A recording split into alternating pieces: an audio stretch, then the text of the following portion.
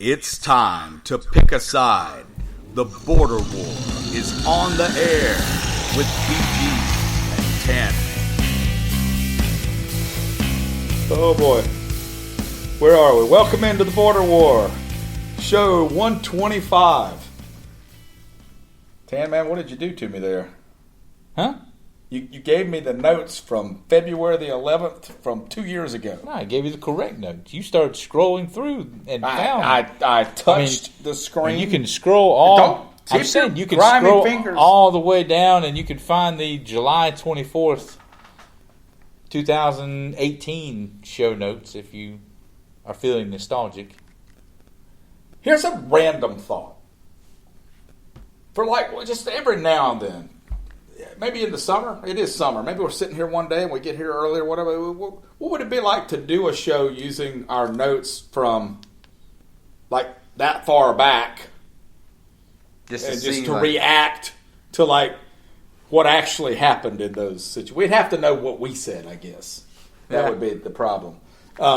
Anyway, welcome into the Border War show. What was it? 125. 125. Yes. I am BG. I'm here with TanMan in the.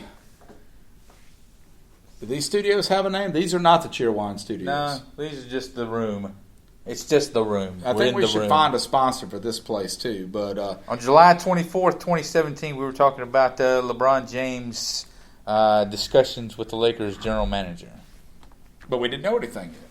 And the trade request from Kyrie Irving. Well, I'll tell you what. Oh, and on the week over, OJ had just recently been paroled there, so a lot was going on. And now he's on Twitter. Are you following OJ on Twitter? Not yet. Oh, I am following Jose Canseco, though. It's pretty funny. Like, he doesn't tweet out anything of substance. Like the other day, and they're all him talking in the phone, and he's always riding on a golf cart. Yeah. And like the other day, he spent like 3 minutes talking about Michael Jackson and how he was nice to him like the one or two times he ever met him. So not really sticking to the I'm going to talk about sports thing like you said he was. Huh? No, he talks. He talks a lot about fantasy football. I think that's one of the things he did in prison. It was like he ran the inmates fantasy football league, and maybe he was a better commissioner than I was. You know what? Speaking of fantasy football, let's bring that up. BG and I have been in discussions.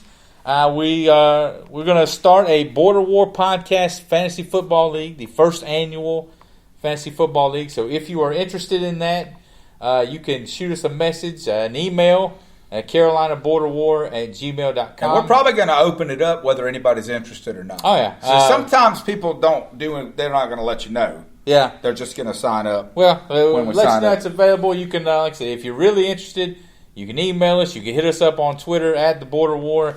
And let us know. But yeah, we're looking forward to it. I think it'll be a lot of fun. Hopefully it'll go better than our personal fantasy football league last year. I did okay. Well, I'm not talking about us individually. I'm just talking about hopefully the league runs a little better. You mean that it's not full of jackasses? Is that what you mean? It kind of ran off the rails there. Yeah, well, people cheat. Wrong one. I hit the wrong one. And you know what? I did that exact same thing during my show. Well, it's got a bell. Yeah, and I was like, I guess ding, and this is a bell. Sorry, guys. Finish your homework for tomorrow. 3 pages, 17 through 24. All right, so I think what we're really doing here at TanMan is we're just putting off the inevitable. We're going to have to talk about the Charlotte Hornets. And I'll be honest with you, man, and I said this last year. And we're going to talk about them because, hell, this might be the last time we talk about them for a while. That's what I was going to say. We are not, faithful listeners, going to subject you to talking about this team if they end up being what we both think they're going to be next year. We may do some general NBA shows, which seems to be what people are more into anyway. Well, as I say, listen, I've got no interest in breaking down Nick Batum's stat line next year. I'm not going to lie to you, man. I'm feeling pretty hostile about this. I came off the draft feeling hostile. Amazing stuff. Yeah, here's my thing. Kemba Walkers said the other day his first priority was to stay in Charlotte, right? Yeah. And he wanted to stay here. But they didn't give him anything, man. And that's what I get to. They asked him would he, and he said, "Yeah, I would take less." Now, his tone, the way he said it, made it sound like, "No, I'm not really taking less, but I'll tell you that." Right. And I said in one of the quick take segments I did, where I laid out all the reasons why you should pay Kemba Walker. In my opinion, anyway, all the reasons in my opinion. I said the one thing you cannot do is when you sit down at that table and you slide that piece of paper with a number across it, you cannot lowball this man. Whatever you do, if you feel like you can't pay him the full $221, fine. Because that's a feeling that a lot of people around the league had. But you cannot lowball this man. He said he would take less. They tried to get him to take $60 million less. $60 million. The man's made $12 million a year. They're giving Terry Rozier. Terry Rozier is going to make more in 3 years than Kemba Walker did the whole time he was in Charlotte. And they tried to talk this man into taking $60 million less. Wrap your head unbelievable around what he just said. Say that one more time. What, Terry Rozier? Yeah. Terry Rozier is signed 3 years, $58 million. And I think Kemba Walker, I think I saw the other day, throughout Kemba Walker's tenure in Charlotte, he made about $58 million. I got nothing else, man. I don't know. It's inept is not a strong enough word. No, I don't understand where it's coming from. Do you remember, man? When Kupchak was hired and Borrego was hired, we were so high on this. And at the beginning of the season, back in October, we loved this lineup. We thought, man, these guys seem to like each other. I have no more interest in analyzing this. I don't care why these people suck at their jobs. They just do. And it doesn't, okay, if you want to come at me with, well, they know more about basketball than you've ever, okay, well, whatever. Listen to what he just said. Rewind your phone. I'm arguing with people I think that don't even exist. I think I saw one take on Twitter that someone, oh no, I remember who it was. I'm just going to say who it was. It was Mark Ryan at ESPN Upstate. I didn't think that any of the radio stations around here followed this story at all. He honestly, if he's listening, which he's not, but if he's probably looking in a mirror, putting gel in his hair. But if he actually made the argument that he thinks money-wise, all things considered, that they'll be better off with Rozier than Kemba Walker. I mean, I don't even know. That isn't a strong enough sound, man. Where's your poop sound? Like that what in the world? Well, look, I'm not trying to analyze Mark Ryan's take because, to be honest, every time I hear him talk about that stuff, it sounds like a guy talking about basketball who doesn't watch any of it. I quit listening to his show, too. But my point being, that is not a take. We're not trying to be so interesting that we say something. The reason everyone in this case, you know my theory, when everybody thinks they know something, they're usually wrong. Not now. Not on this. Hey, look, we have talked about what Charlotte was going to do with Kemba Walker almost since the day we started this show. I think it has been the most consistent topic. This has been something that has been hanging over this organization, this franchise, for 2 years now. All right, you want to talk about bad contracts, etc. Listen, they've got them in spades. Sure, and I mean people are using that to cut Kupchak slack. Well, and I get some of that, but no, right? No, because you have Biyombo is coming off the books. Like MKG is coming off the books. You just got rid of Frank Kaminsky, so you didn't pay him. Cody Zeller's like these things are going to start. These contracts are not going to haunt this team for the next decade. I mean, this is on the way to being done, and you can argue whether or not they deserved those contracts, whether or not they were overpaid. You have to go back and look at when they got them. When they issued those things out, they were coming off of kind of like college basketball scheduling. Sometimes you have to go back and look at 2 years and say, okay, well, that team was really good when we scheduled them. a few years ago, they're coming off of a 48-win season. They go 7 games in the first round with the Miami Heat and lose. And they thought, okay, listen, there was a spike in the cap. Listen, we're going to run this thing back with these guys. They were tied for third, and they just lost every tiebreaker and wound up as a 6th seed. But they were tied for third in the East with 4 other teams. We're going to run this thing back and take another stab. For whatever reason, guys got worse. Nick Batum in particular got really, he really fell off, and now they're stuck with these things. But they're going to start coming off the books. That's not an excuse to not pay Kemba Walker. When Kupchak took the job, he said, he said, yes, I didn't take this job to trade Kemba Walker. I'm not interested in trading or doing anything. Well, it turns out you should have been. If you're not going to pay him, they act like this idea that Kemba Walker was headed for this massive payday came as this big surprise. I'll be honest with you. I can't keep talking about this. We're going to have to change the subject. It makes me angry because, like you said it 2 years ago. You said on the show, if you're not gonna pay him, then trade him while there's 2 playoff runs left in this man's contract.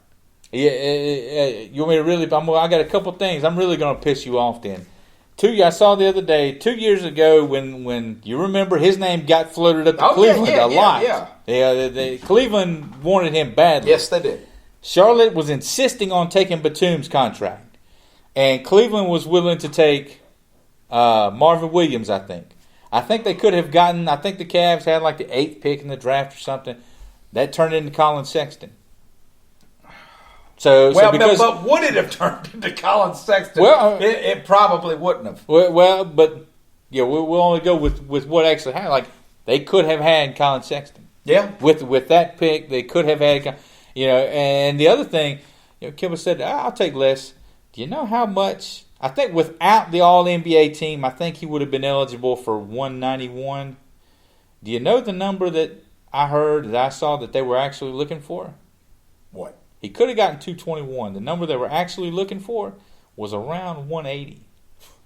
He was going to take $40 million less than what he could possibly earn. What he had played his way into earning. And Charlotte's over 5 years, an extra $20 million. So $4 million a year is basically what the Hornets let Kemba Walker walk away for. In other words, they basically told him to leave. Yeah. Oh, yeah. And then turn around and you give Terry Rozier like $19 million a year, almost $20 million a year to a guy. Based on what? Listen, I like Rozier. Yeah. I saw Rozier play in person a few times when he was at Louisville in college. And yes, you can make the argument that he looked better than Kyrie at times this year. Well, but Kyrie's a freaking head case, man. Boston played better with Rozier in that playoff run than they did with Kyrie when he came back. No question. I like Rozier. The kid is a dog. I think he'll bring a different, if you've got guys like Malik Monk who you could question whether or not he's putting the work in. I think Terry Rozier is the kind of guy who's going to come in and give some guys a kick in the pants. Yeah, and I don't think that was Kemba. I think he was more of a lead by example, follow me, do what I do kind of thing. But I think Rozier is going to get on some guys. But you can't say we're going to retool, we're going to tear the thing down, and then turn around and lock yourself into a career backup for the next 3 years at $20 million a year. It just makes no sense. This might be a 32-win team, man. I think 30. This might be a 32-win team. Am I being nice? Well, I was going to say, before we close out on Hornets, let me say, I think that 32 wins is being generous. I think there's a real possibility that this team is the worst team in the league next year.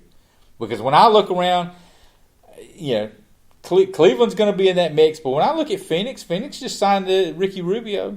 The knock on them was always they don't have a point guard. Well, they got a point guard now. The Hawks?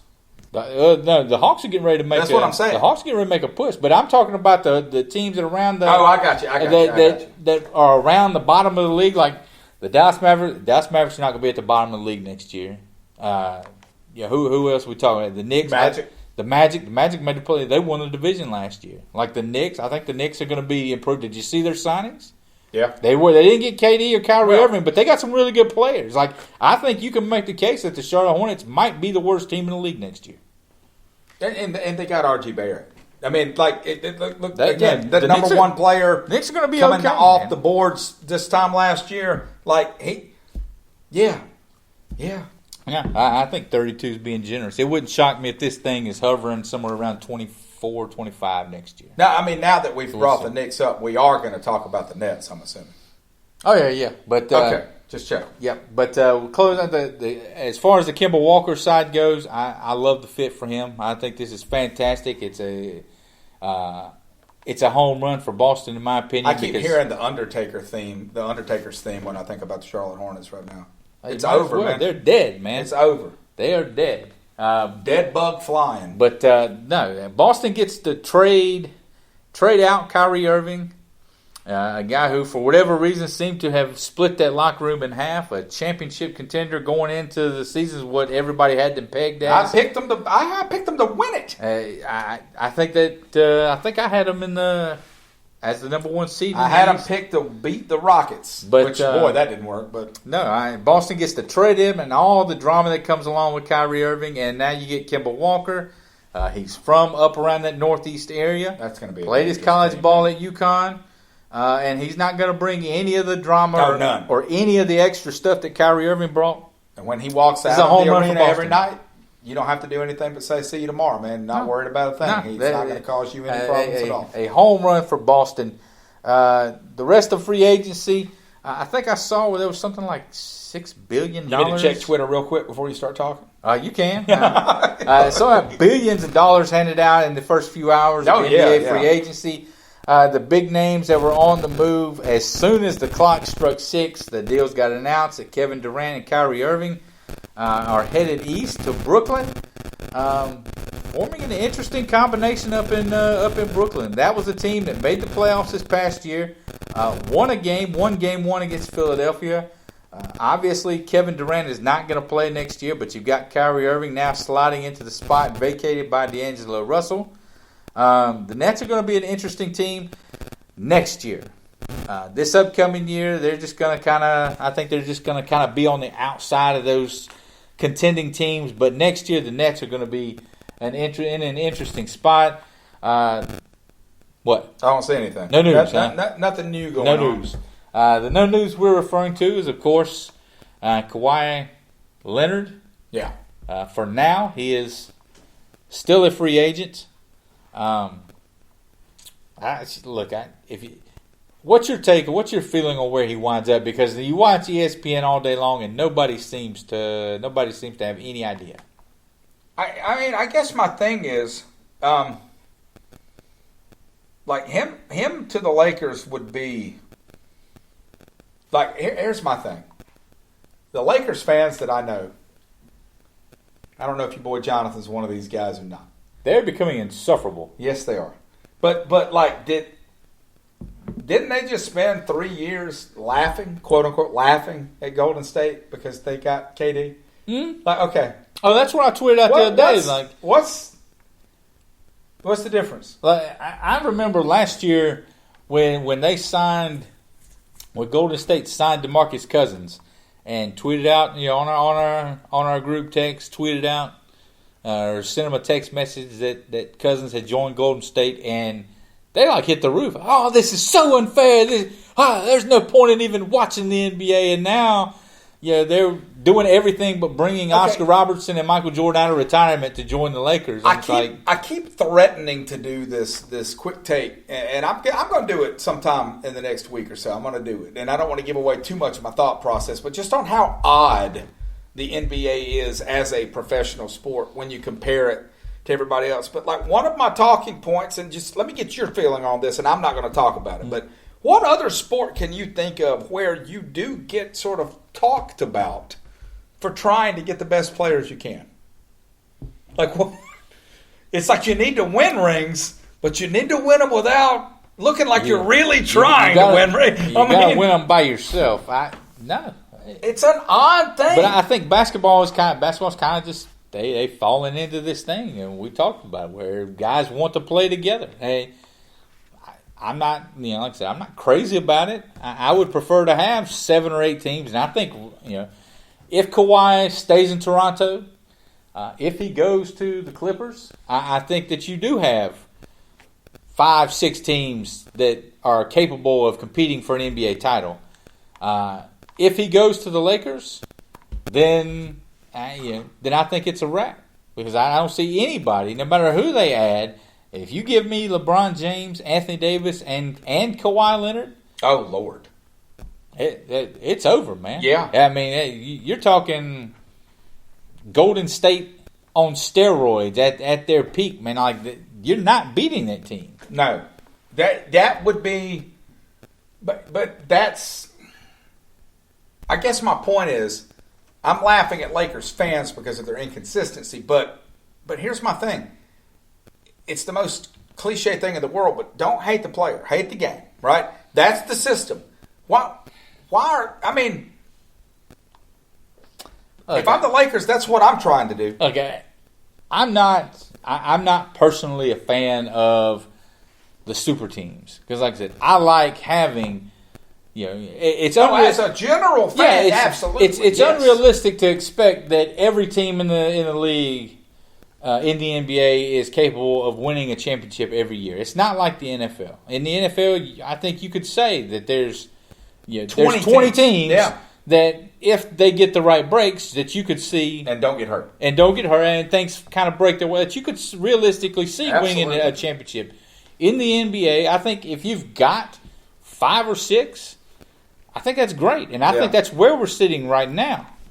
And Kawhi Leonard kind of holds the whole fate of the league in his hands. Because like I said, if he goes to the Clippers, I think the Clippers are in that mix. I think the Lakers are in that mix now. And they've got 3 players on their team. I think the Lakers are in the mix now. Philadelphia, they switched out some pieces, but adding Al Horford may have salvaged that. I like Boston adding Kemba Walker. And so Houston, I think everybody kind of forgets about Houston. But they're a team that's going to be on that mix. But again, that's all dependent on what he does. If he decides to don the purple and gold, like none of that other stuff matters, man.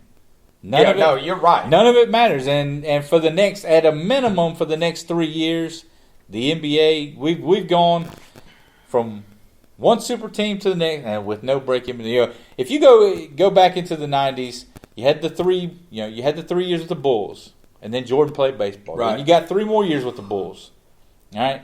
And then you got into the Shaq and Kobe. And after Shaq and Kobe, you had a good handful of years there. You had those Pistons teams. Yeah, guys that just kind of came along. You had the Pistons. Right. The Spurs won a couple in there. The Mavericks won their the Heat beat the Mavericks that first time. But you had some teams in there that kind of got into the head ring. You had Dwayne Wade winning a title. And then LeBron James came along, and it went from LeBron to the Warriors, and we're just now finally getting out of that. You have to have 3 stars to win a championship thing, and it's crazy to think that we could be right back there. But again, the players control that league.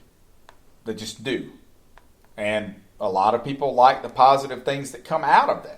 But one of the reasons that the league and Silver have such a good relationship with the player base is because, for the most part, they let them have everything they want. All right, Beacon Dinner. They're saying Kawhi Leonard's going to take his meetings. Take his meetings coming up next few days. Vegas Summer League starts, I think, Monday. I know it may start Friday. The feeling around some of the talking heads was that by the time we got to Vegas, we would know where he's going to wind up. Beacon Dinner's on the table. Where's Kawhi Leonard going? What if we both vote for the same thing? How does that work? We just have to buy our own? We just have to buy our own. We just have to go? Yeah. Well, where's Kawhi Leonard going? I think he's going to be a Laker. See, I think he's going to be a Clipper.